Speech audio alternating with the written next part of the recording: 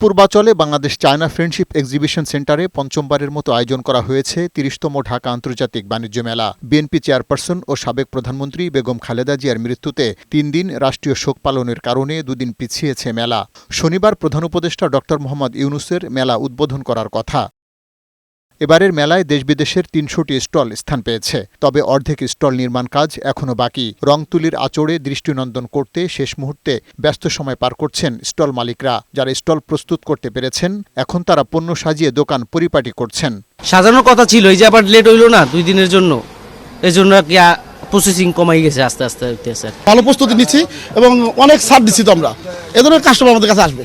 এবারের মেলায় তুরস্ক, মালয়েশিয়া, হংকং, ভারত, পাকিস্তান সহ 6টি দেশের 13টি বিদেশি স্টল স্থান পেয়েছে। বাহারি পণ্যের সমাহার নিয়ে গড়া এসব স্টল অনেকটাই প্রস্তুত। ভালো ব্যবসার প্রত্যাশা তাদের। I am from Kashmir, India, and our preparation is very good, and Dhaka is good.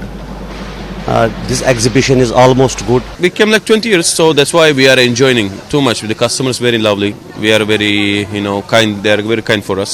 बहुत सुंदर है और काम अच्छा होता है हमारे यहाँ पे। हर साल आते हैं और अच्छा ही काम होता है। মেলা উদ্বোধনের আর মাত্র কয়েক ঘন্টা বাকি থাকলেও আয়োজকদের মাঝে অনেকটাই ঢিলেঢালা ভাব। ক্যামেরার সামনে কথা বলতে অনিচ্ছুক আয়োজকদের এক প্রতিনিধি জানান, অন্যান্য বছরের তুলনায় এবার নিরাপত্তা বাড়ানো হয়েছে।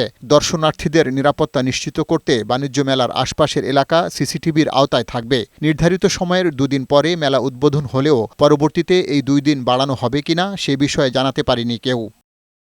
পার্থ রহমান, বৈশাখী সংবাদ, ঢাকা।